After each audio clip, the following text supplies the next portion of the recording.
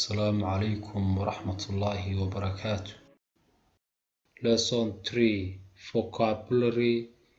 casharka saddexaad markaa wuxuu ku saabsan yahay erayo, halkaasoo aynu sii wadayno erayada cusub ee aynu baranayno.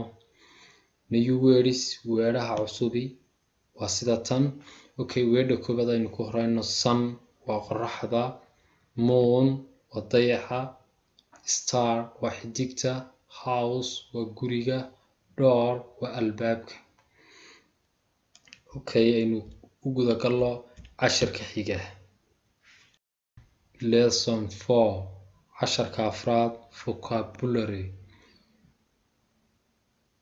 New words, weedhaha cusub.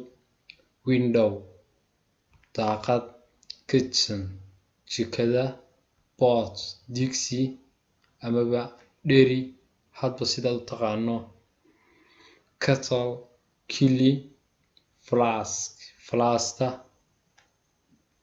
halka ayuu casharku inoogu joogayaa. Wassalaamu calaykum waraxmatullaahi wabarakaatuh.